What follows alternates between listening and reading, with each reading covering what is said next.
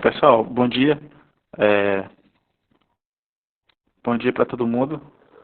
Vamos começar aqui a nossa aula de hoje. Antes de começar, é, possivelmente, eu não sei se eu já falei isso aqui nesse turno, possivelmente a gente vai ter problema de internet. Tipo, a minha imagem, eu não sei como é que tá aí. Tá travando, como que tá o meu áudio. E aí eu queria perguntar para vocês, como que tá? Questão de áudio, questão de imagem. A imagem não é nem internet, o mais importante é o áudio, Tá saber bom. como que tá. Tá bom, tá bom. A imagem tá travando um pouco, mas não importa É, tá não. travando um pouquinho, mas o áudio tá bom. Beleza, deixa eu ver uma coisa. É, O slide vocês estão conseguindo ver normal, então? Espera aí.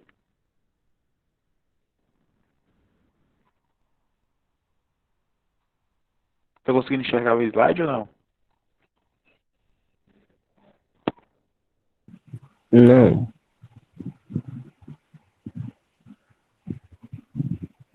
Beleza, então deve cair alguma coisa aqui.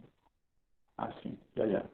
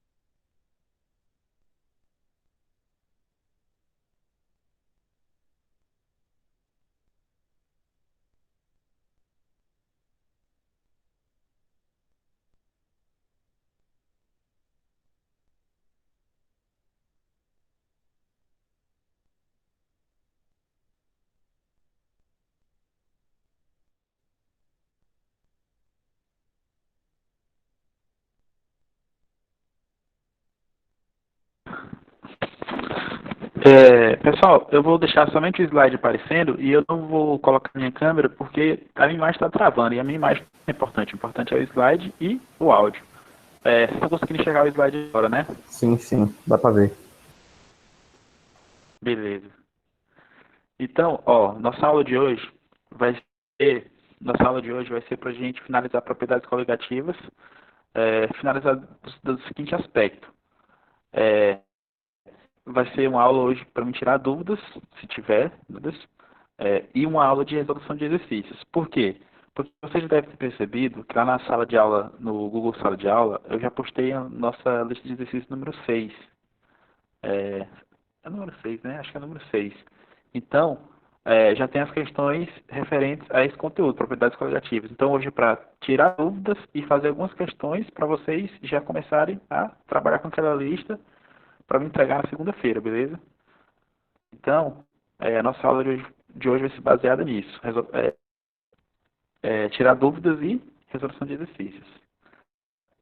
Antes de começar, eu queria perguntar para vocês se vocês assistiram os vídeos lá sobre propriedades coligativas. Deu para assistir?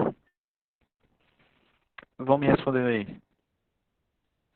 Eu ainda não assisti todos, não. Eu vou terminar hoje ou amanhã. Eu também não. Igual. Mas é porque tinha Então, muita atividade de outros vocês... professores. Beleza, pois não deixa acumular não, porque o exercício de propriedades coligativas eu coloquei o prazo somente até segunda. Então, não vão deixar acumular não, senão vocês vão ficar aperreados aí, entendeu? Então assistam os vídeos o quanto antes, façam as questões para a gente poder discutir aqui, entendeu? Teve alguém aí que assistiu aqui da aula, que agora assistiu?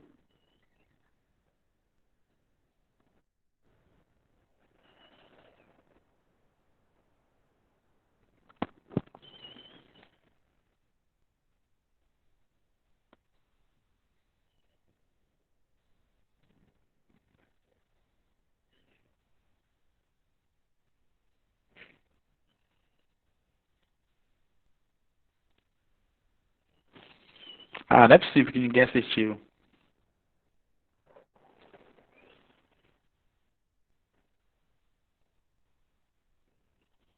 A Maria só tem vagabunda. Nem o Pedro assistiu, Pedro.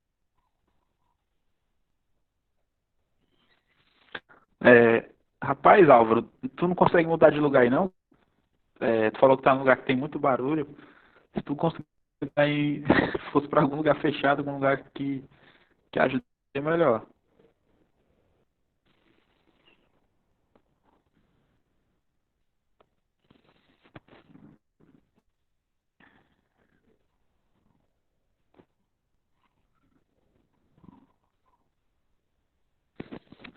Então vamos lá para nossa questão.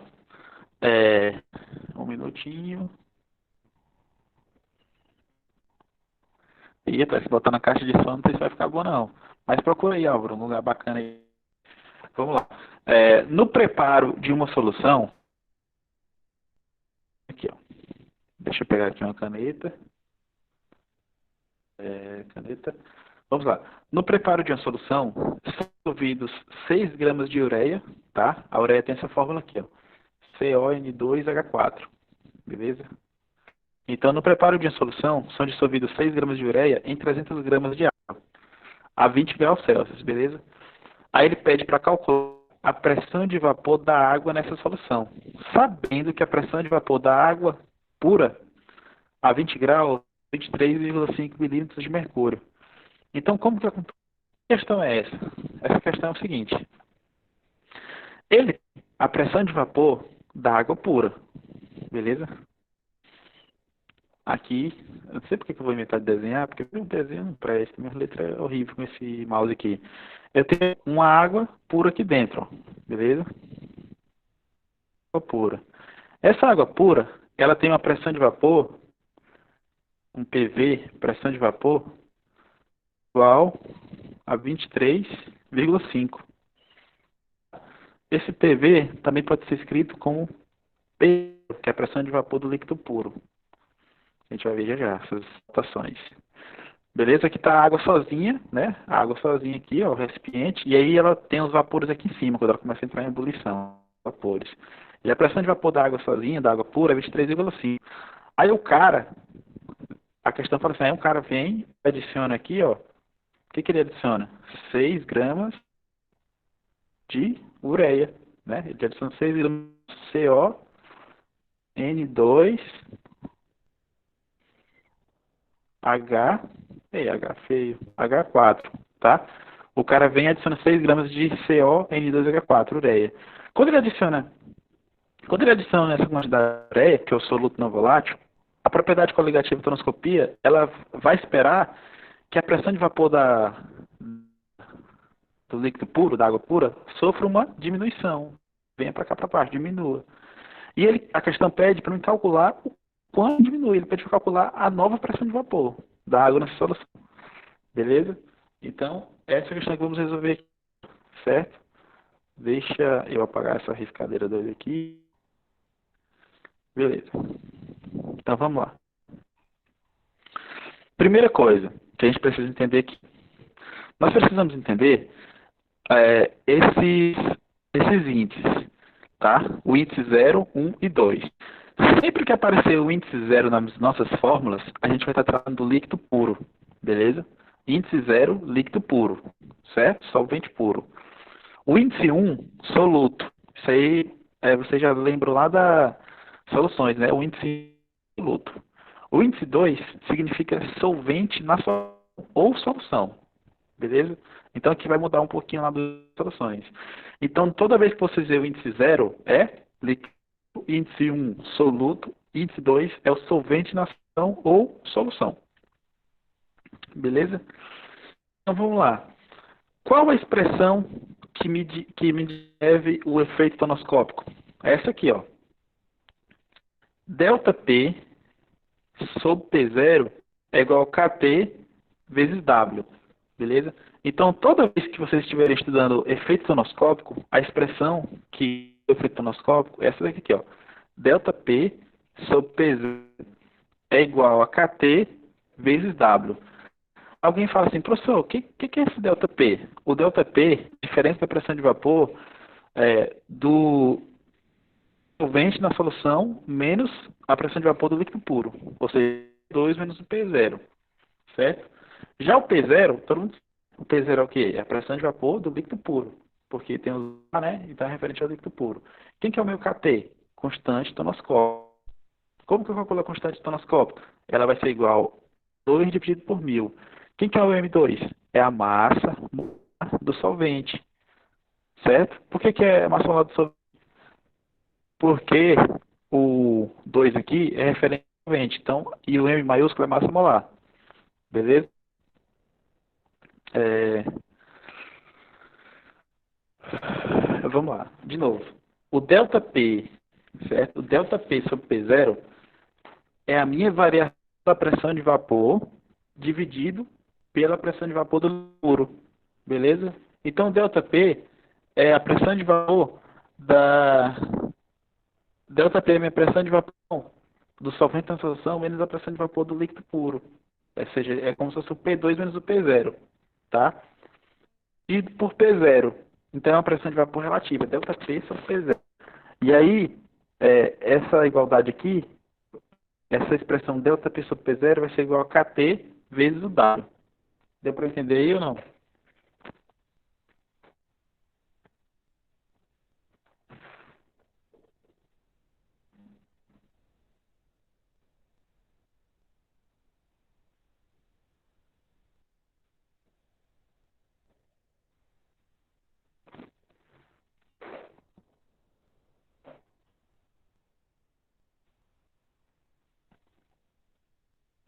Na verdade, ó, deixa eu ver aqui, ó. Esse meu ΔP, ele na verdade, ó, ΔP, eu acho que eu falei errado, ó. ΔP é igual a P0 menos P2. Acho que agora vocês vão entender. ΔP é igual a P0 menos P2. Então, quem que é P? É P0 menos P2. E quem que é P0? É a pressão por do líquido puro, ó. O zero referente ao líquido. Quem que é o P2? É a pressão de vapor do solvente na solução. Então, meu ΔP é P0 menos P2. Entendeu? Então, para escrever essa fórmula aqui que eu estou riscando, ela pode ser também assim, ó. P0. Se eu escrever, ela pode ser P0 menos P2 dividido por P0, né? Pode ser escrito e é igual a KT, é igual a KT, constante transcópica, versus o W, que é a molaridade. Entendeu? Essa expressão aqui de cima, que eu estou riscando aqui, ó, pode ser escrita desse jeito aqui de baixo, ó. Beleza? Aí o que acontece? A propriedade coligativa é abaixamento da pressão de vapor, é, é abaixamento da pressão de vapor do líquido puro, quando é absoluto não volátil, significa, eu vou esperar o quê? Eu vou esperar sempre que o meu P0 seja o quê? Maior do que P2. Por que eu vou esperar que o P0 seja maior do que P2, professor? Não vai, né, abaixar a pressão de vapor do líquido puro? Se ela vai abaixar a pressão de vapor puro, significa que a pressão de vapor da solução, ou do solvente da solução, vai ser menor do que a vapor do líquido puro. Se ela vai ser menor, então meu P0 vai ser maior do que P2. Se o meu P0 vai ser maior do que P2, eu vou esperar que essa quantidade aqui, ó, D, seja sempre uma quantidade o quê? Positiva, né? Porque o meu P0 é maior do que P2. Então, se eu diminuir o número de um número que é maior do que esse que eu estou diminuindo, vai dar uma quantidade positiva, né? Então, por exemplo, se meu P0 for 5 e o meu P2 for 3, né? 5 maior do que 3. Quando ele P0 menos P2, vai ser 5 menos 3, vai ser 2. E 2, quantidade o quê? Positiva. Então, eu vou esperar que minha variação de vapor seja sempre a quantidade positiva. Então, aqui, está estudando é abaixamento da pressão de vapor, tá? Isso que eu falei aqui de 5 e 3, já estou falando das pressões de vapores absolutas, antes e depois de adicionar o solvente. Deu para melhorar, deu uma melhorada aí na explicação, Lucas? Ou outros que estão com dúvida aí também?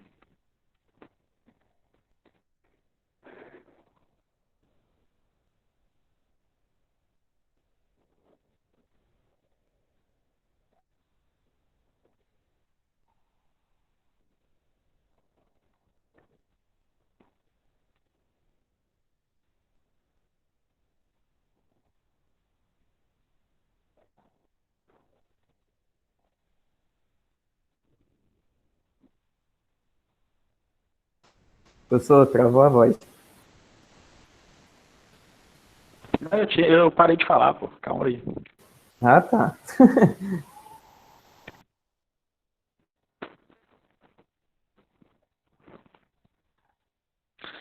Vamos lá, certo? Então a gente já explicou o que é o delta P, explicamos o que é o P0, explicamos o que é o KT, né? Constante tonoscópica. Lembrando, constante tonoscópica, de novo, é igual a massa do solvente dividido por 1000. Beleza? Como calcula a massa molar? Todo mundo lembra, né? Se tiver a água, né? Por exemplo, a água, né? Que é o nosso solvente. Já que eu estou falando de M2, é a massa molar do solvente. O solvente aqui é a água. Como calcula a massa molar da água? Isso aqui vocês sabem. Vocês vão lá na tabela periódica e procura a massa molar do oxigênio, que é quanto? 16. E aí vocês vão procurar a massa molar do hidrogênio, que é quanto? 1. Só que tem um 2 aqui, então vai ser 2 vezes 1. Então a massa molar do oxigênio vai ser 16 mais 2 vezes 2. Então vai ser 18. 18 gramas por mol. Então toda vez que precisarem calcular a massa molar do solvente para achar a constante tonoscópica, vocês vão na tabela periódica, essa questão não dá, vocês vão na tabela periódica e procuram massa molamentos, aí multiplica pelo índice que está aqui embaixo, e aí você sai somando, beleza? O índice que está aqui embaixo do oxigênio é 1, só que é S, mas é como se fosse 16 vezes 1, beleza? Aí depois você somando tudo, você vai achar 18, certo? Então vamos para a questão, para a gente não perder muito tempo. Beleza? Aqui você já tem a fórmula da tonoscopia, beleza? O que está faltando aqui ainda? Está faltando a gente listar os dados que a questão nos deu. Então já está aqui embaixo, ó. Vocês estão enxergando, né? Os dados aqui embaixo, ó. Onde eu estou riscando. Os dados, tá lá. O que a questão nos forneceu? A questão nos forneceu o P0, que é a pressão de vapor da água pura. É 23,5 milímetros de mercúrio. A questão ofereceu... Só um minuto aqui, gente. Deixa eu consertar aqui uma coisa que está errada.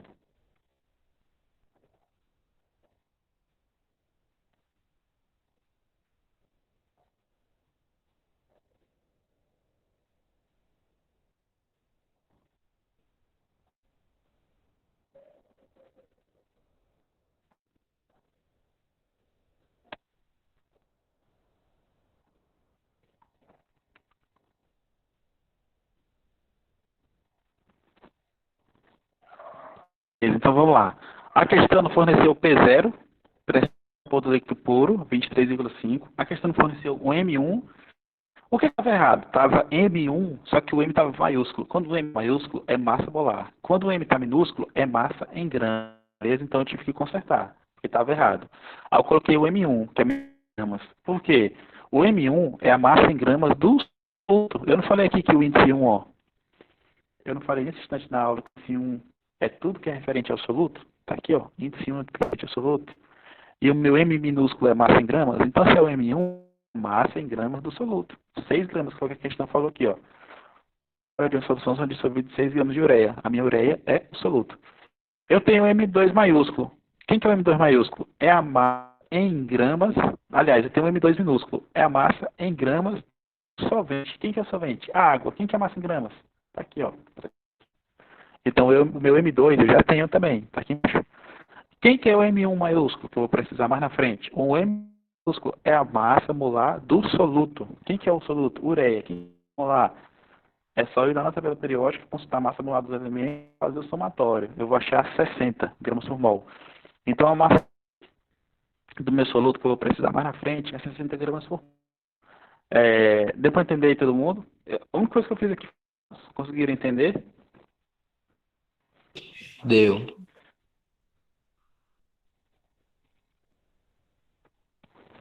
Então, vamos lá. Então, o que acontece? O meu delta P, ó, na hora que eu fui falar do delta P, o cachorro latiu aqui, molecagem. Espera um minutinho aí.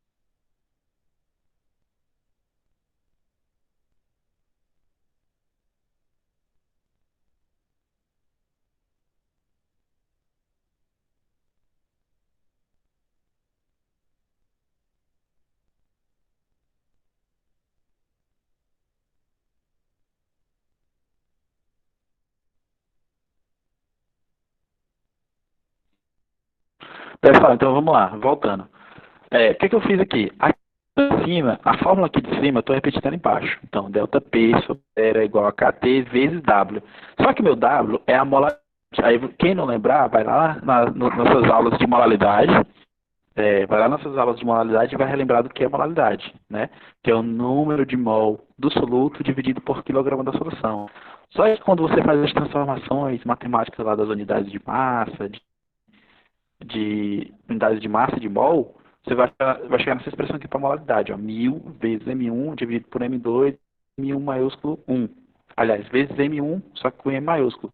Então, a fórmula da molaridade é o quê? É 1000 vezes massa em gramas do soluto, dividido pela massa em gramas de solvente, vezes massa molar do soluto. Certo? Então, o que acontece aqui nessa questão? A questão, ela pede para calcular a pressão de vapor da água na solução. Tá? Então, no final das contas, ele está querendo P2, né? Ele está querendo lá, ó, vou lembrar de novo. Rapaz, bicho, como é que pode? Cada vez que eu escrever, piora. A questão está pedindo ali para perguntar, professor, o que essa questão está pedindo? Está meio confuso. A questão está pedindo, no final das contas, então pede a pressão de vapor da água na solução, que é a pressão de vapor do solvente da solução, que é justamente isso aqui, ó. A questão pede o P2. Só que para eu pedir o P2, eu preciso calcular o ΔP, porque o P eu tenho. Para eu calcular o ΔP, eu tenho que vir logo aqui nessas fórmulas aqui, escrevendo, ó. Aí o que é que eu calculo? O P0, tenho. O KT, já tenho, sei calcular. O M1 já tenho, o M2 já tenho, está listado os dados. O M1 também já tenho. Se eu já tenho isso, aí está faltando calcular o quê? Somente o meu ΔP. Está faltando o meu ΔP. Depois que eu calcular o ΔP, aí eu vou vir para essa fórmula aqui, ó. E aí eu já vou ter o ΔP, já vou ter o P0, que a questão também me... E por último, eu vou calcular esse valorzinho do P2. Então, em resumo, a matemática toda aqui é essa. É calcular o ΔP nessa expressão aqui, né? E depois jogar ele nessa outra expressão aqui que eu estou... Jogar ele aqui para calcular o P2, que é o X da questão. Beleza? Então, para ninguém ficar perdido no que eu estou falando, eu estou falando justamente disso, tá? De calcular o meu P2. A questão pede isso, calcular o valor de P2 para do sorvete na solução.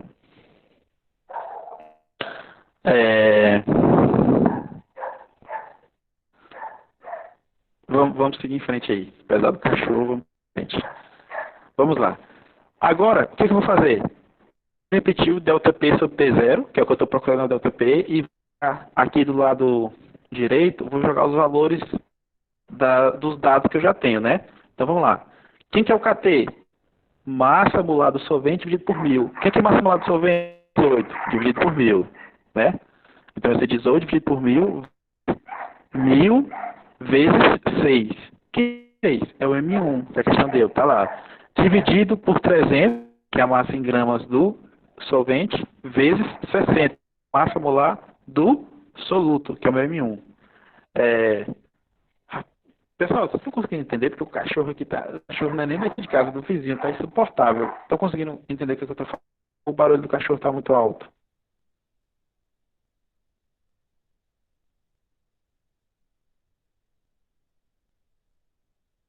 Não dá pra escutar, assim.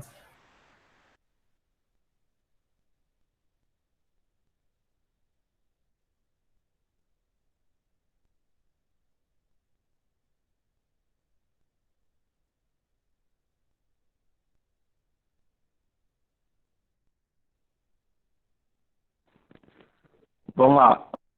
Gosta assim, quando o aluno tem dúvida e o outro aluno já se desmilha de dúvida. Vamos lá. O nosso KT é a nossa tonoscópica. E ela é igual a massa molar do solvente dividido por 1000. É M maiúsculo dividido por 1000. Mas quem que é a massa molar do solvente? O solvente, primeiramente, é a água. Quem que é a massa molar do solvente? 18. A massa molar do solvente, que é a água, é 18. Então, por isso vai virar 18 sobre 1000. Beleza aí, Álvaro?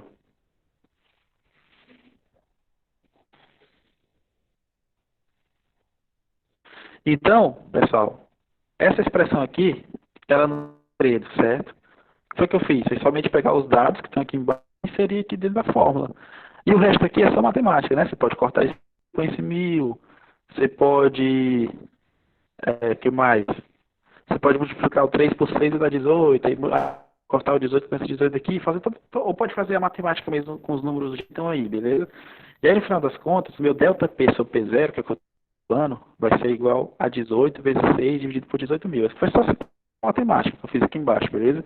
Não é nada de nenhum segredo nem nada não. Tá? Foi o que eu fiz, foi cortar o 1000 de baixo do lado de cima, peguei o 18, multipliquei por 6 e peguei tá? E aí deu 18 mil aqui embaixo. E você faz a jogada matemática, a gente vai achar o delta P sobre P0 igual a 0,006. Beleza? Então, o que foi que eu achei aqui agora? Foi delta P sobre P0. Eu não achei ainda o que a questão está me pedindo. A questão está pedindo é o P2. Então, delta P sobre P0 eu já achei. Aí alguém fala assim, professor, para mim achar o P2, eu preciso de delta P. Para achar o delta P, tá fácil. Por quê? Porque o P0 eu já tenho, só substituir o P0 aqui e multiplicar por 0,06. É justamente isso. Então, o que eu faço? Eu vou repetir a fórmula, delta P sobre P0, mas quem que é P0? Está aqui nos dados, ó, é 23,5 que a questão me forneceu, igual a 6. Então, o delta P vai ser só multiplicar 23,5 por 0,06.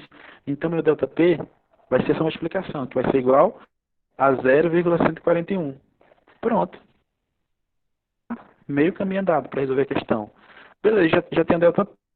Só que vocês vão lembrar que a questão não pede delta P, a questão pede o P2.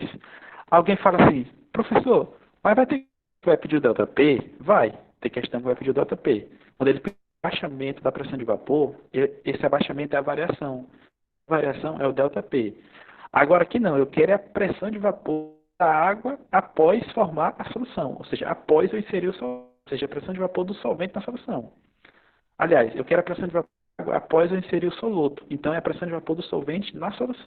Então é o meu P2, né? Tá aqui, ó, solvente na solução é índice 2, então é o P2. Para eu calcular o P2, é fácil, né? De novo, delta P é igual a P0 menos P2, que eu já havia mencionado no início da aula. Delta P, tenho. P0, tenho. P2 é muito fácil, só se jogar na fórmula, né? P 0,141 é igual a 23,5, que é o P0 menos P2. Jogo o P2 para a esquerda, com sinal positivo, e o 0,141 para a direita, com sinal negativo, vai virar o quê? P2 igual a 23,5 0,141. Quanto que é 23,5 menos 141? É 23,350. Aí alguém fala assim, legal, 23,350 é menor do que 23,5. Então, realmente, a pressão de vapor do líquido puro, aconteceu o que com ela? Ela caiu, ela passou de 23,5 para 23,359, então houve uma diminuição. Então, aqui a gente calculou o efeito tonoscópico, a gente calculou matematicamente quanto que é esse efeito. A gente não visualizou o efeito, como a gente calculou esse efeito, né? Teve vapor, percebe? Que o P2, que o P2 é menor que 0. Então, é justamente isso daqui, esse 23,59, ela está mostrando que houve realmente um aumento em relação à pressão de vapor do líquido puro. Vocês conseguiram ver aí, pessoal? Eu dei uma viajada meio louca aí no final. Falem aí.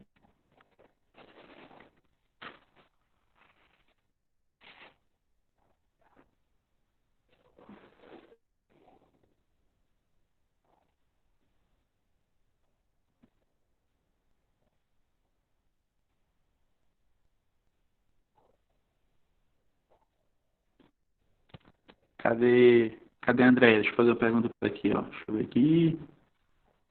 Cadê? Ver se ela ainda está aqui na sala. Tá. André Lopes. Perguntar, conseguiu entender?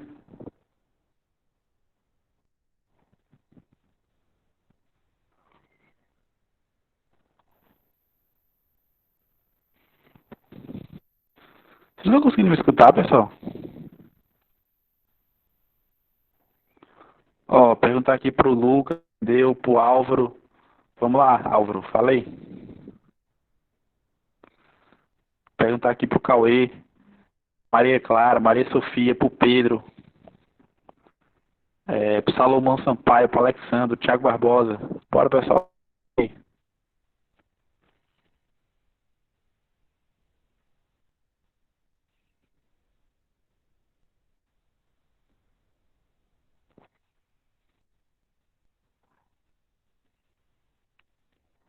Cadê o Cauê? E aí, Cauê?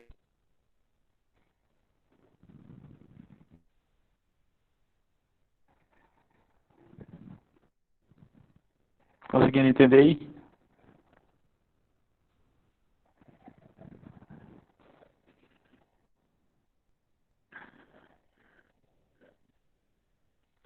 Beleza, então. Vamos lá. Deixa eu ver se a menina entrou. A Nayane Brito. Tá conseguindo entender, Nayane?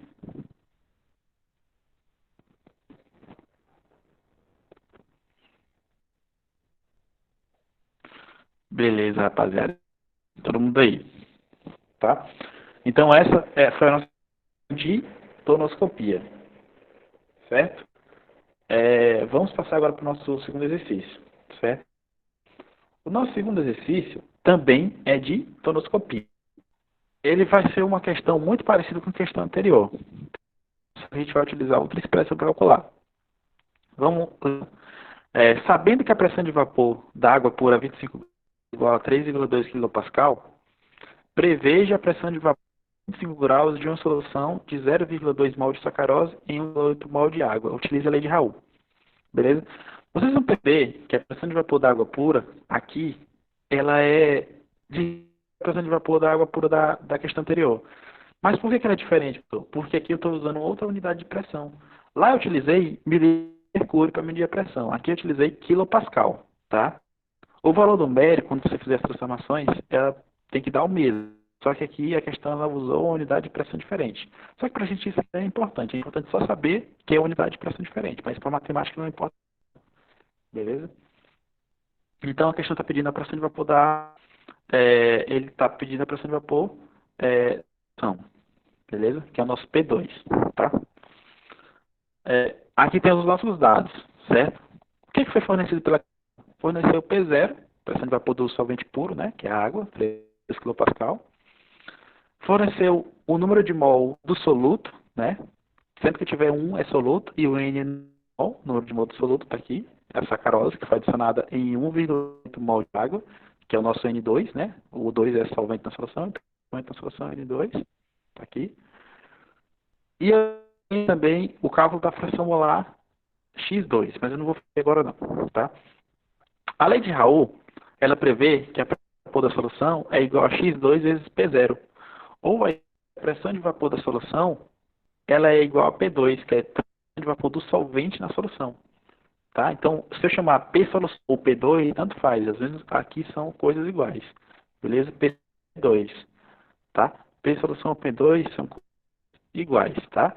É a pressão de vapor da solução ou a pressão de vapor na solução. Quando eu chamo P2. Tá? São coisas iguais. Eu só coloquei aqui para vocês entenderem que são coisas iguais.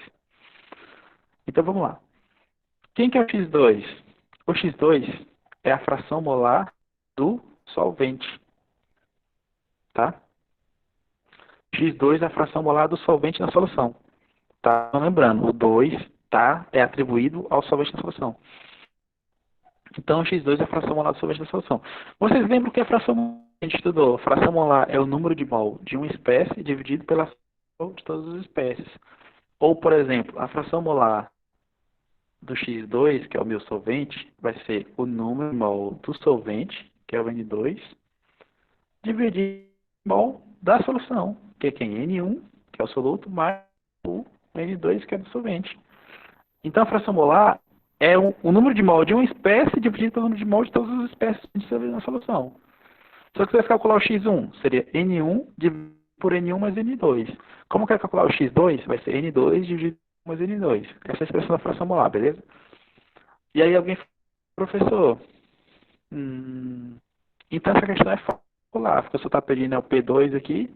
Então o X2 é fácil de calcular, porque eu já tenho o N2 e o N1, né? N2 e N1 está aqui, é fácil calcular o X2.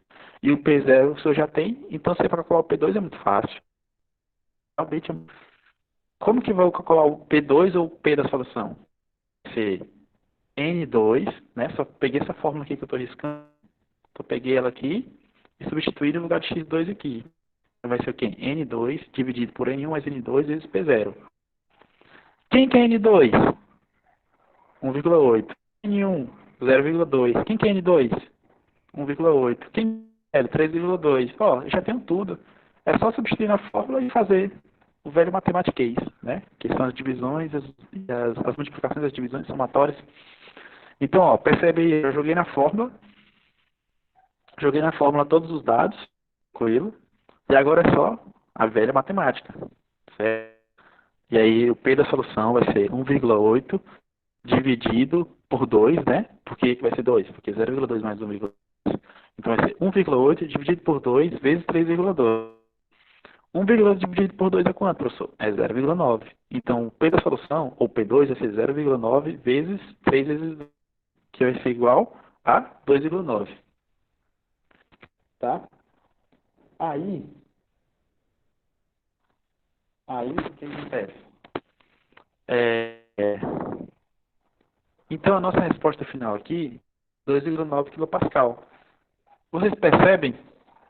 Vocês percebem que a minha pressão de vapor, solução, ou P2, ela diminui em relação à pressão de vapor do solvente puro, e 3,2, ou seja, ela era 3, vamos interpretar a questão, ela era 3,2 para o solvente puro. Solvente puro, ela era 3,2. Fiz o cálculo para a solução, ela passou para 2,9.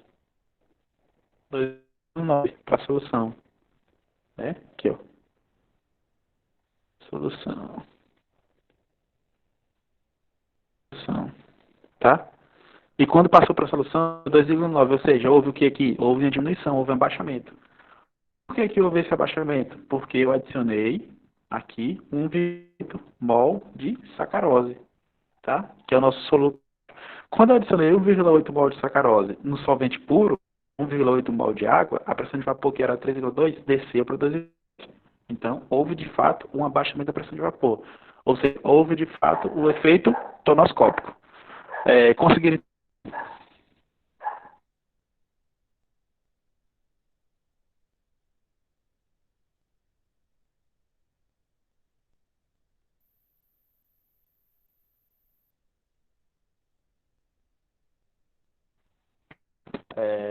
Assim, pessoal, na nossa lista de exercícios, tem as questões, né, relacionadas com isso. As questões, elas têm os dados, é fácil. Na questão pode ter alguma pegadinha. Você deve, porque, por exemplo, eu já listei aqui todos bonitinhos, mas vocês precisam ler as questões e saber que aquele dado que a questão forneceu é realmente o dado que vocês estão interpretando corretamente, entendeu? Então pode ser que aconteça pegadinha. Então vocês prestem muita atenção aqui nas resoluções, assistam os vídeos e na hora que estiver lendo as questões, tenha muito cuidado em atribuir os dados corretamente. Porque quando você atribui os dados corretamente aqui, aí realmente fica fácil. Mas se você confundir um dado aqui, aí já era. Aí perde a questão totalmente, entendeu? Então vocês vão ter que ter cuidado aí na atribuição dos dados. Sabe que M1, quanto que eu vou usar M1, quanto que eu vou usar N1? Por questão passada, eu utilizei M1. Utilizei a massa absoluta. Por quê? Porque lá ele me deu a massa absoluta, era mais fácil trabalhar com massa absoluta. Já aqui, né, ele deu número de mol absoluto e número de mol do solvente. Então é mais fácil trabalhar com os números de mol, com fração molar.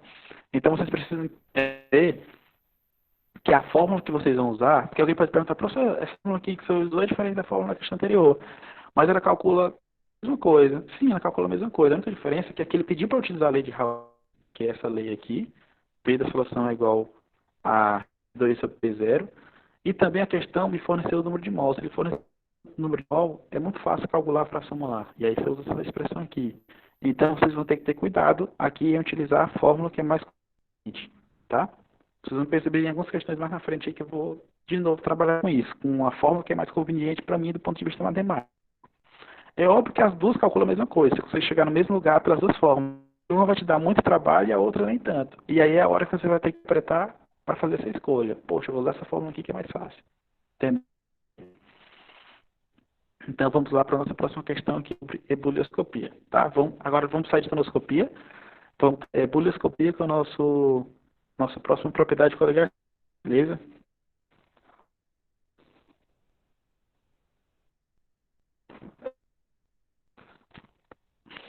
De novo, vou ler aqui a questão. Ele fala assim, ó, uma solução aquosa de glicose apresenta concentração 0,5 molar. Ele, para calcular a elevação do ponto de ebulição da água em graus Celsius, ele fornece a constante ebullioscópica molar da água igual a 0,2 graus dividido por molar, que é a nossa unidade de molar. Beleza? Primeira coisa, sempre que ele falar em solução aquosa, quer dizer que é uma solução que eu tenho água. Então, se é uma solução aquosa de glicose, quer dizer o quê? Que é uma solução que é de glicose com água. Tá? Então, toda vez que eu falar em meio aquoso, quer dizer que tem água.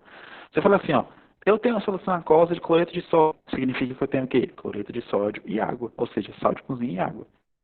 Então, uma solução aquosa de glicose é uma solução que eu tenho água e glicose. E aí ele apresenta uma molaridade de 0,5 molar. Ele pede para calcular o ponto de elevação, o ponto ele pede para calcular a elevação da água. Toda vez que eu falar em variação, elevação, aumento, isso aqui tudo vai ser o valor delta. É quanto que ele aumentou. Então aqui eu vou calcular aquela questão de P2, T2, nada. Vou calcular aqui é o T. Delta é alguma coisa que vocês vão ver agora, beleza? Aqui, eu já listei os dados. Os dados que não tem erro, são dois. É o W, modalidade, e é o KE. Quem que é o KE? Constante ebullioscópica. A questão já me forneceu. Tá? E aí existe uma fórmulazinha para ebullioscopia. Que fórmula é essa, professor? É delta TE e KE vezes W. E aí alguém vai perguntar, professor, essa fórmula é muito parecida com a fórmula da tonoscopia. Realmente, as fórmulas aqui da crioscopia, tonoscopia e ebullioscopia são muito similares. São muito similares, para não dizer quase iguais. O que vai mudar nelas? Tá? O que vai mudar nessas expressões, geralmente? Vai mudar aqui, ó, o delta, porque lá na tonoscopia é delta P, e aqui é delta E. Aqui é delta T, na verdade. Vai mudar o K, porque lá é KT, aqui é KE, só que o W permanece. Então, geralmente, o direito da equação é quase igual, tá? Então, as expressões são muito similares, tá? Deixa eu ver aqui alguma coisa. Não. Outra coisa, a curiosidade. Esse delta TE é a variação da temperatura de ebulição, é igual a T2 menos T0, beleza? No nosso caso, eu não vou precisar de T2 nem T0, porque ele quer a elevação, ele quer o delta T, tá? Eu só expressão para vocês entenderem o que é o delta T, o que significa. Falar assim, professor, que estranho, lá no delta T você falou que era P0 menos P2, e agora você está falando que é P2 menos T0. É isso mesmo, houve uma inversão. Por quê? Porque na tonomia eu tenho o abaixamento da pressão de vapor quando eu adiciono um soluto volátil. Já na ebullioscopia eu tenho um aumento do ponto de ebulição quando eu adiciono um soluto não volátil. Se eu tenho um aumento do ponto de ebulição, ou seja, a temperatura da solução será maior que a temperatura do solvente puro. Se ela será maior, então vai ser T2, que é a temperatura da solução, menos 0. Por que é isso? Um menos o outro? Para essa minha quantidade aqui, dar um valor positivo. Beleza? Então, 2, que é a temperatura do solvente quando forma a solução, tem que ser maior que 0. Porque a ebullioscopia estuda o aumento da pressão de... Porque a ebullioscopia estuda o aumento do ponto de ebulição quando adiciona um soluto não volátil. Deu para entender? Ficou meio confuso? Falem aí.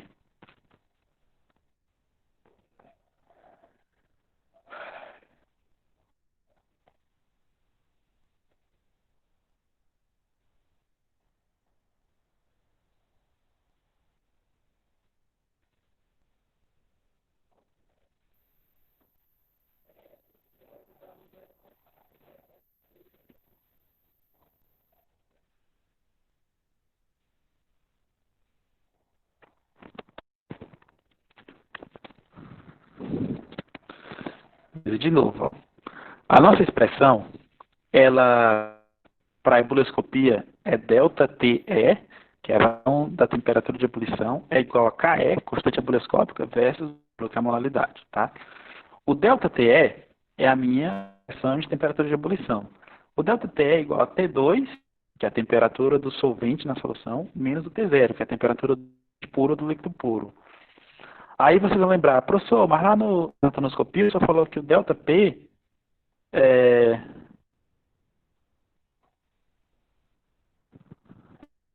Aí vocês vão falar assim, peraí.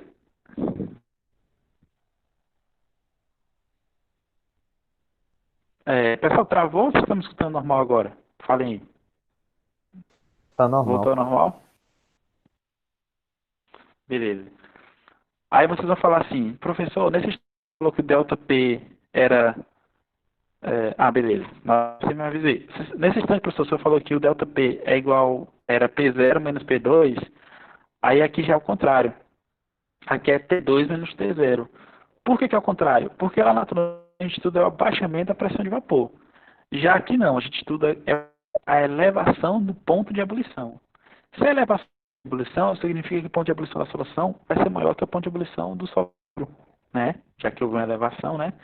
Então, a minha de delta TE vai ser T2 menos T0, porque a temperatura de ebulição do solvente na solução ela é maior que o T0. Então, para dar um delta T, uma quantidade positiva, para a gente ficar com quantidades positivas, o meu T2 vai ser maior que o T0, tá? O meu T2 vai ser maior que o T0. Por que vai ser maior que o T0? Porque a temperatura da solução, a temperatura de ebulição vai ser maior que a temperatura de ebulição do solvente puro.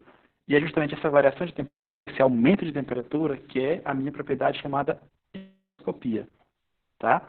Efeito ebulioscópico, beleza? Entendendo o que é o delta T, delta TE, tá?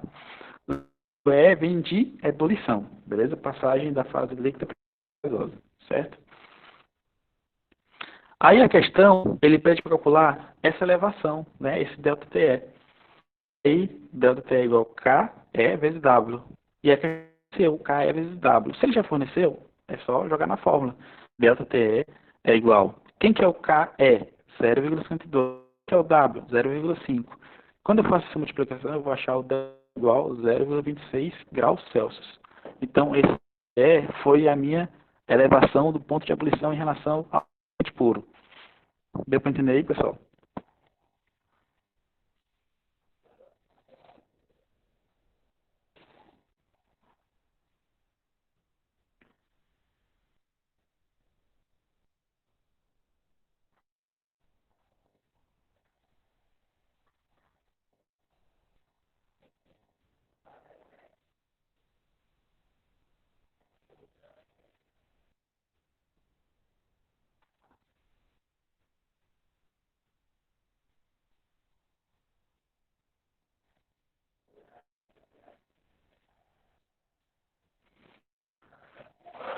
Então, vamos lá para a nossa próxima questão, beleza?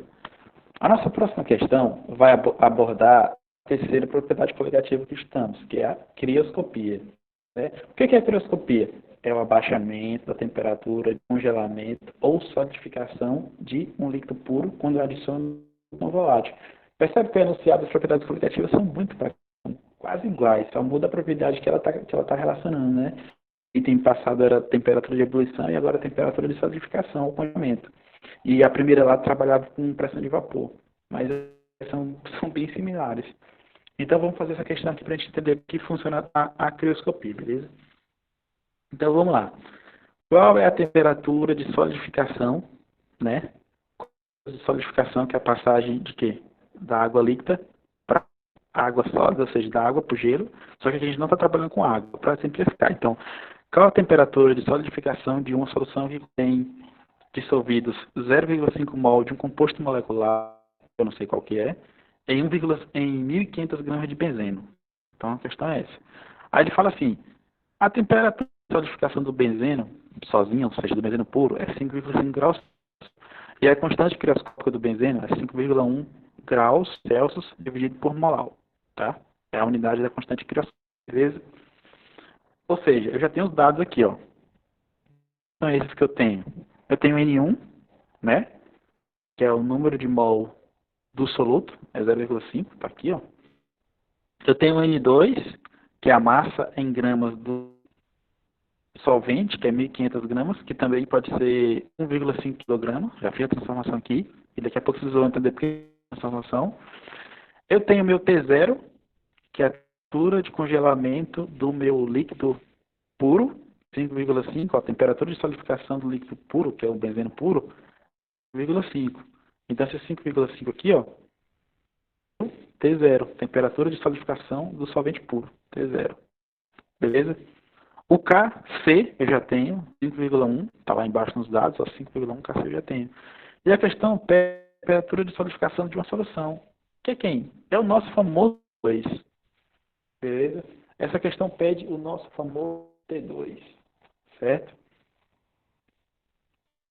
E aí, qual que é a expressão para calcular isso?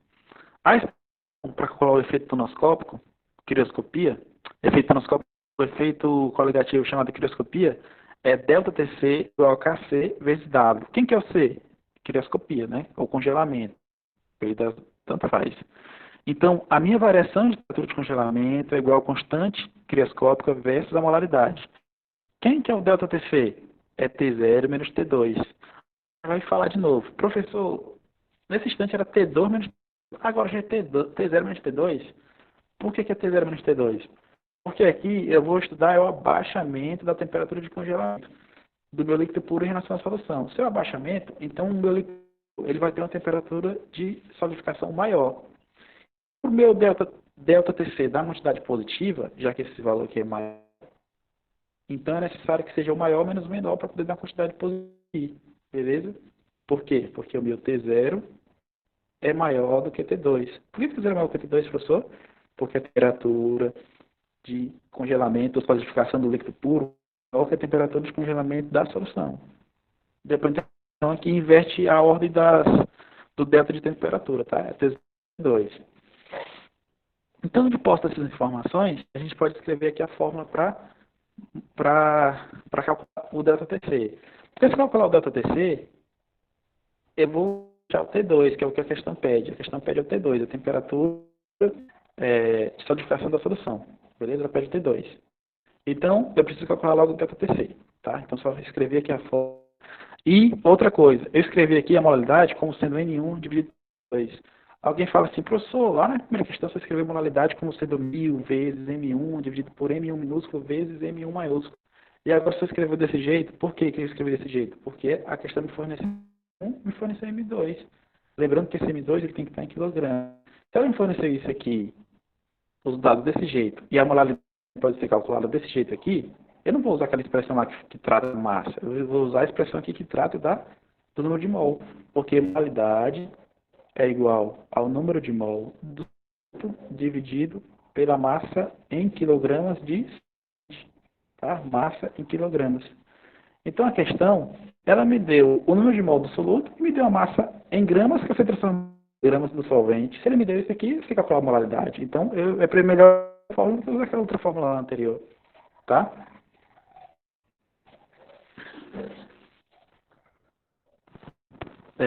Então deixa eu dar um.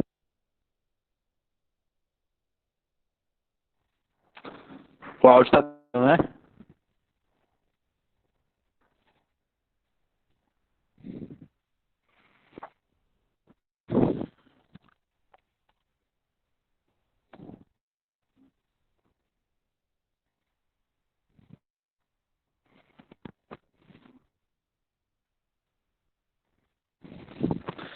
Então vamos lá. Então repetindo. O meu ΔTC vai ser igual a KC vezes N1 dividido por M2. Os dados aqui todos, eu vou até apagar para não ficar muito poluído. Eu vou até pegar. Então, ó, o meu KC, constante crioscópica, eu já tenho 5,1. O N1 tenho 0,5. O M2 já tenho 1,5. Massa em quilogramas do solvente. Tá? Então, ó, é só jogar na fórmula. Ó, já está lá na fórmula, tudo, todos os dados disponíveis. Tá? Agora que eu joguei na fórmula, é só fazer a velha matemática. Quando eu faço a matemática, ou seja, divido 1,5 por 1,5 e multiplico por 5,1, vai a 1,7, ΔTC.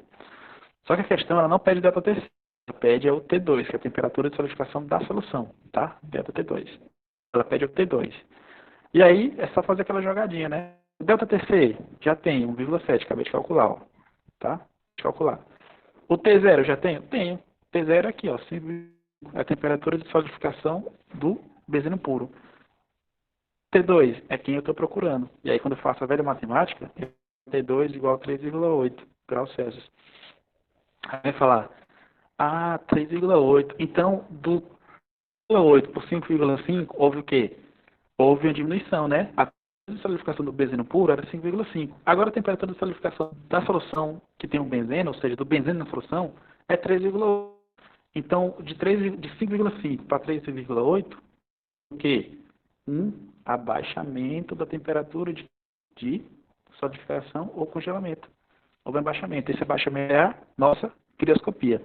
Abaixamento da temperatura de congelamento, adiciono soluto não volátil. Deu para entender aí, pessoal?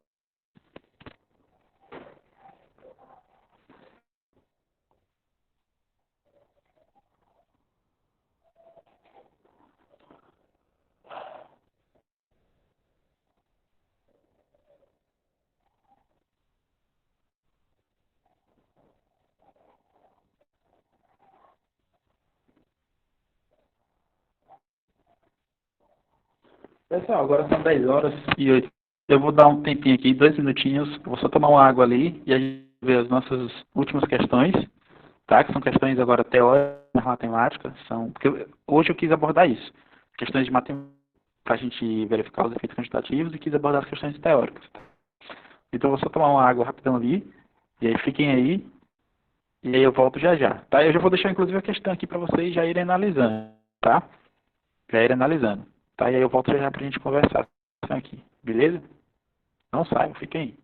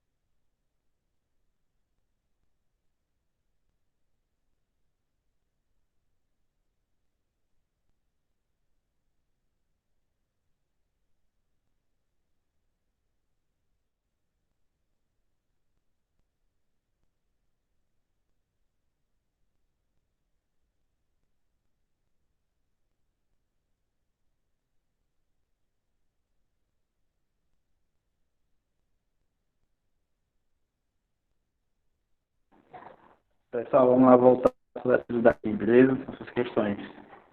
Todo mundo que está conseguindo escutar novamente?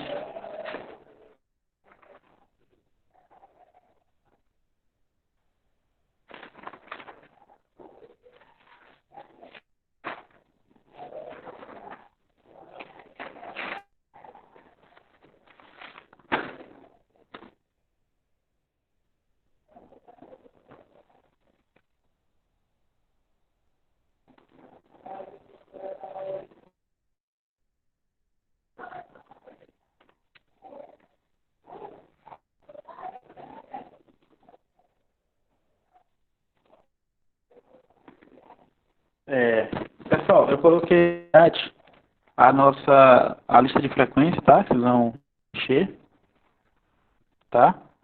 É, enquanto isso, enquanto vocês preenchem essa lista de frequência, eu vou escrever aqui para ajudar a gente a resolver as questões, tá? Então vamos preencher a lista aí. Eu falo de frequência.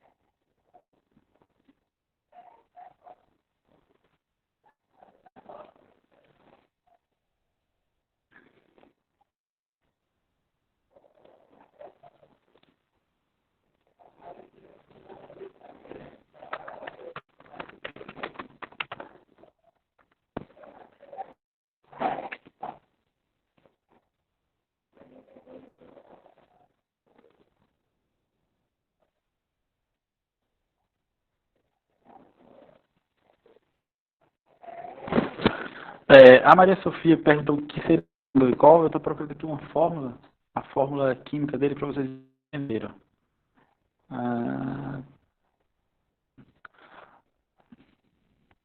O etileno glicol, ele tem essa fórmula aqui, ó. É um que está lá em química 3 dos compostos orgânicos. É o CC, tá? Carbono ligado ao carbono, aí OH com OH, H2 ligado ao carbono. Então tem essa fórmulazinha aqui. O que é o etileno glicol? Aqui tem uma imagem de um cara colocando um líquido dentro do radiador de um carro, tá? Esse líquido é o etileno glicol. Ele faz com que os radiadores dos carros em países muito frios, porque dentro do carro tem água, tá? É aquele reservatório de água, o radiador para o motor, tá? Quando o carro está funcionando. Quando o carro está funcionando. E aí em países frios, essa água que fica dentro do radiador, que é a gerar o motor, ela pode congelar em países frios. Ela pode virar gelo, né? Já que a temperatura de países frios é bem reduzida. E aí os caras adicionam etileno glicol, que é esse composto, para evitar com que a água congele, tá? Então eles estão usando aqui o nosso conhecimento de propriedades coligativas. Então o etileno glicol é uma substância química que é adicionada aos radiadores de carro para que eles não congelem em países frios, ou seja, é um aditivo, tá? E ele tem essa fórmula aqui que eu acabei de mostrar para vocês, tá? Essa fórmula química aqui, mais bonitinha, ó. OHCCH2, tá? Aí geralmente ele é vendido aditivo de radiador, tá? Vamos para nossas questões. Deu para entender aí, Maria Sofia?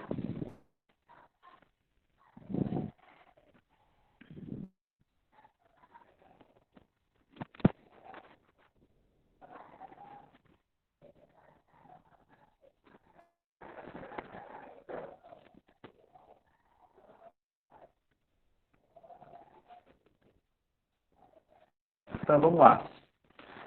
Vamos ler aqui a questão. Essa questão, inclusive, veio no vestibular uma época, né? Vocês percebem que a questão da UFRN, Universidade Federal do Norte, ele fala assim, ó, em locais de inverno rigoroso, né, locais frios, costuma-se adicionar uma certa quantidade de etileno glicol dos radiadores de automóveis. O uso de uma solução de água, ou seja, eu tenho a água lá no radiador. Quando eu adiciono glicol, eu não vou ter mais somente água, vou ter etileno glicol e água, ou seja, uma solução. Então, o uso de uma solução, em vez de água pura como líquido de refrigeração, deve-se ao fato de a solução apresentar o quê? O que vocês acham nessa questão? Alguém poderia me ajudar aí a comentar aí? Assim, antes de vocês opinarem, um resumo aqui, ó. Resumo das propriedades coligativas até agora, ó. Ao adicionar soluto ao solvente, beleza? Ao adicionar soluto ao solvente, das coligativas, né? Eu adiciono soluto ao solvente. O que acontece com a minha... Pô, ela diminui. A gente estudou isso, né? Se a minha temperatura de congelamento, ela diminui. O que acontece com a minha temperatura de ebulição? Ué, ela aumenta. Então aqui é o nosso resuminho de propriedades coligativas que vai ajudar a responder essas questões teóricas da teoria. Beleza? O que vocês acham dessa questão? Responda o microfone aí e comentem.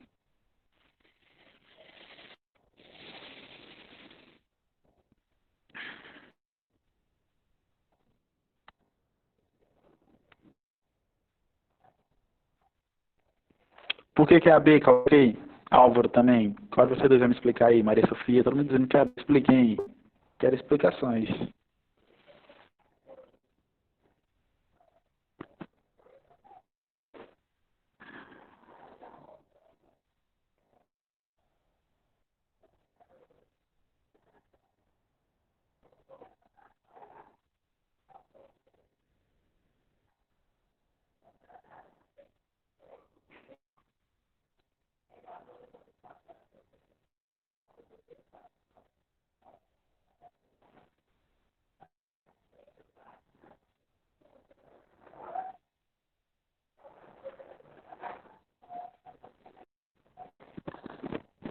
Vamos lá. Ó. Na verdade, aquela explicação que eu falei nesse instante aí, porque a ideia é a água tem a maior dificuldade para congelar. Justamente a ideia é essa, Álvaro. Perfeito. A ideia que eles adicionam esse soluto, que é o etileno glicol, é justamente para dificultar o congelamento da água. Tá? Essa dificuldade de congelar água vai fazer com que o ponto de congelamento da água diminua. Tá? Então, eles preferem usar a solução, que é a mistura de etileno glicol com água, do que usar somente água pura, que ela entra ela vira gelo mais rápido. Então, quando você usa a solução, ela retarda esse congelamento. Então, é por isso que eu utilizo etileno glicol.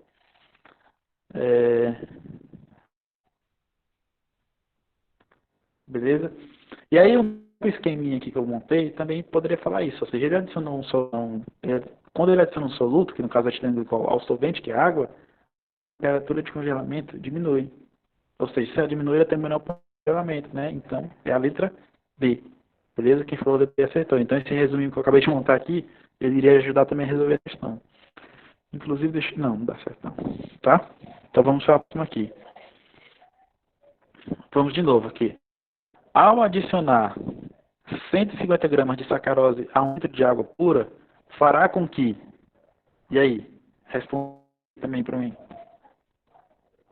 Eu tenho água pura, né? Eu tenho 1 litro de água pura, e aí eu vou adicionar 150 gramas de sacarose. E aí eu quero a resposta, galera.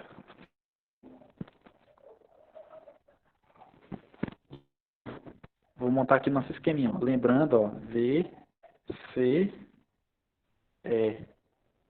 Né? V, C, E. Pressão de vapor, ó, a seta. Congelamento, ó, a seta. E ebulição, ó, a seta. Aquele resumo que eu acabei de explicar, eu transferi para lá.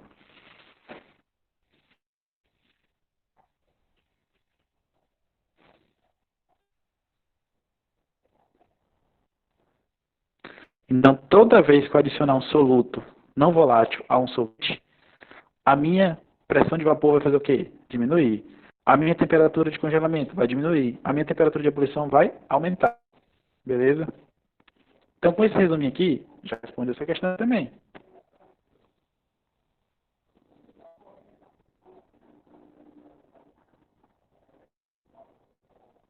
Então, a nossa resposta é a letra A.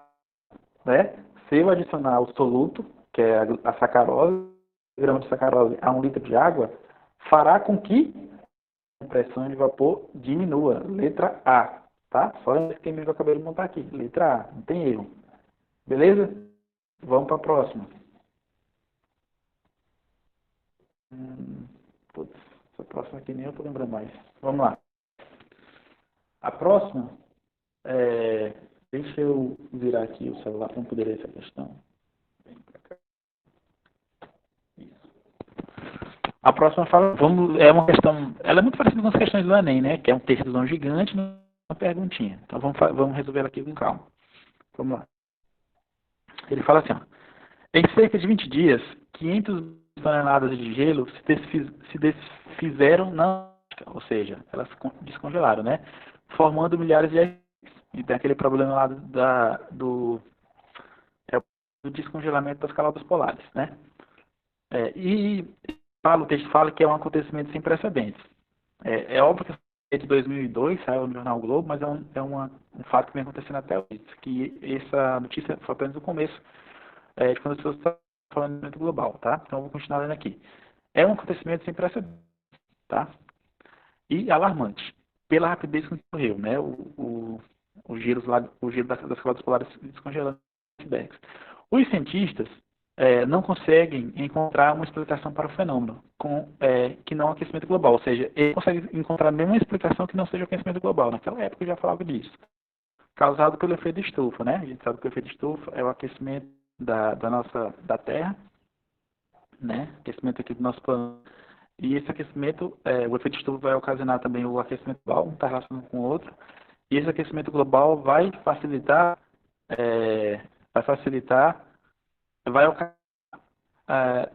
com que as calotas polares sofram um processo de descongelamento, beleza?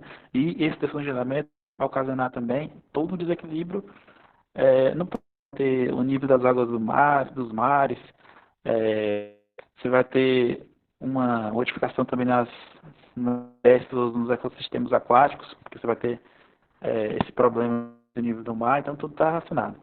E a gente sabe também que o efeito global, a gente sabe também que o efeito estufa é ocasionado pela emissão de gases de carbono, né, o CO2, né, que é um poluente bastante conhecido e bastante maléfico para nós.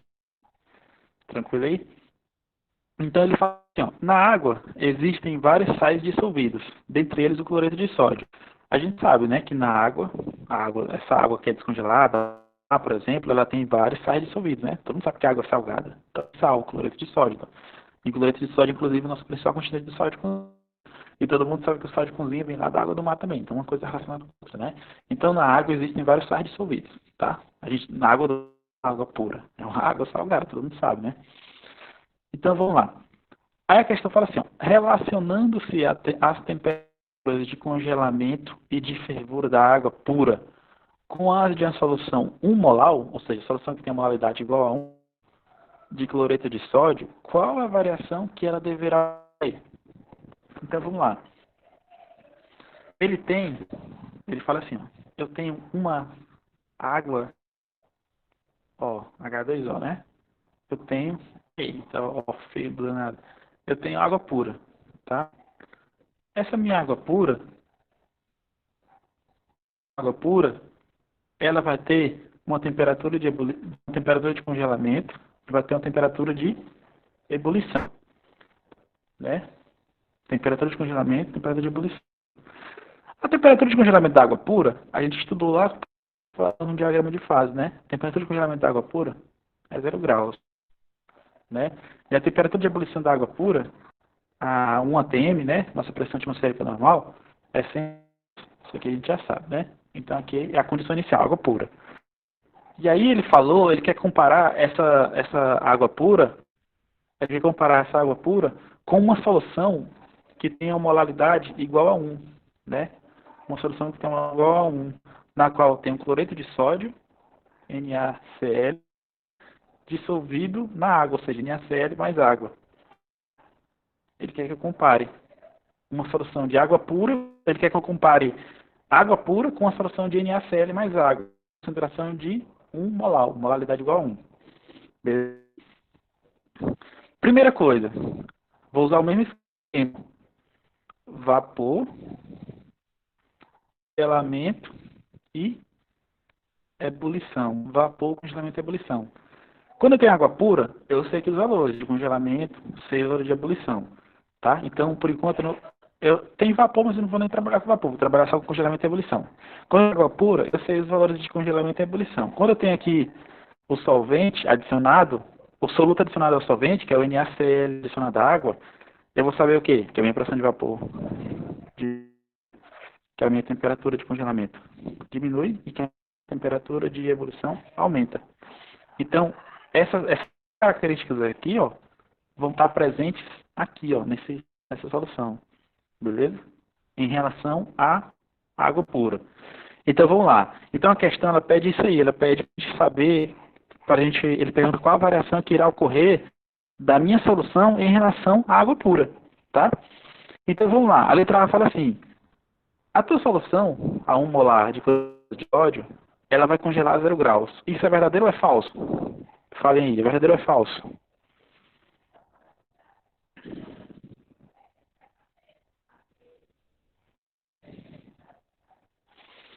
Gente, a letra A é falsa. Por quê?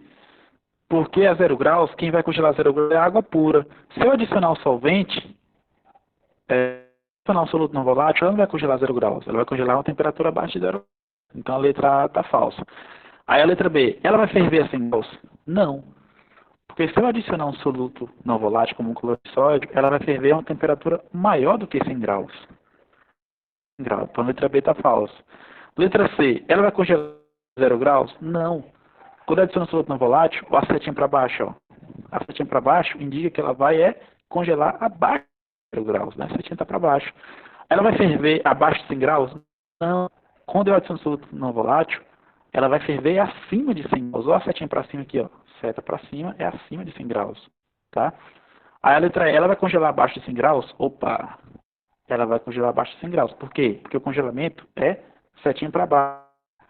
Para baixo em relação ao quê? A 0 graus, que é a temperatura de congelamento. Então ela vai congelar abaixo de 0 graus. Então, a resposta certa é a nossa letra E. Beleza? Ó, se o áudio tiver ficado ruim, acho que o Álvaro estava com isso.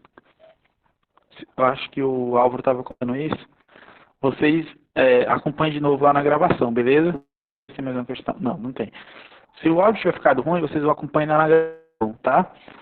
Que eu vou disponibilizar depois. Então, vocês conseguiram entender essa questão aqui, pessoal? Comentem aí, eu estou achando vocês muito calados.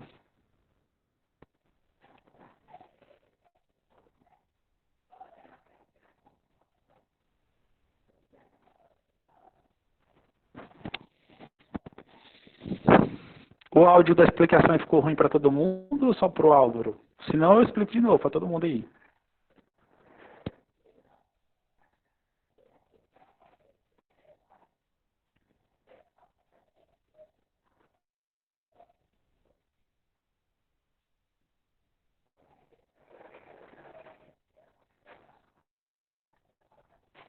Conseguiu entender a questão aí, Lucas? Lucas Lins, fala.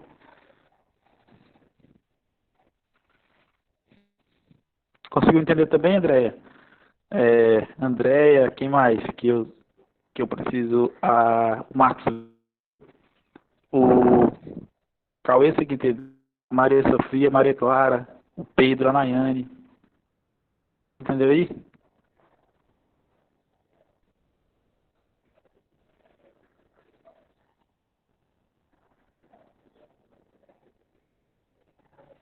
É isso mesmo, Maria Sofia. Geralmente as questões são grandes. A questão é muito típica a questão do Enem, né? Que vocês vão fazer aí mais pra frente. É um textão gigante, as alternativas bem curtinhas, explicação bem curtinha, bem óbvia. Geralmente o texto é para cansar a pessoa, entendeu? Geralmente o texto é para cansar a pessoa, mas vocês vão perder o foco. Outra coisa. Alguém pode falar, não, devia só ler aqui o finalzinho e já fazer a questão. Não, é bom sempre ler o texto todo e ter cuidado, porque às vezes o texto, apesar de às vezes não dar muita informação para resolver a questão, mas ele dá informação global sobre o assunto. Então é sempre importante ler o texto todo, beleza? Então eu vou encerrando aqui a nossa, tá? Espero que vocês tenham assinado aí a lista de frequência. Eu vou disponibilizar a gravação aí mais tarde para vocês acompanharem. Mais uma vez eu peço que vocês assistam os vídeos e depois façam os exercícios que eu já quero receber na segunda-feira. Beleza? A Naine Brito está perguntando alguma coisa. Vai perguntar aí, Naine. E o Pedro disse na lista. Vou colocar aqui de novo.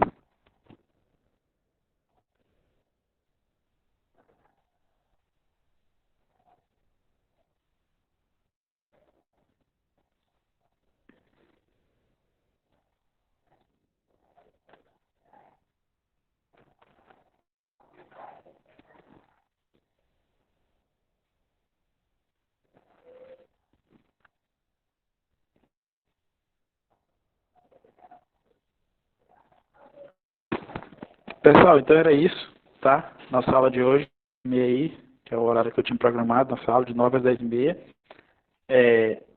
Repetindo mais uma vez, assistam um vídeo imediatamente sobre o nosso conteúdo, façam as anotações.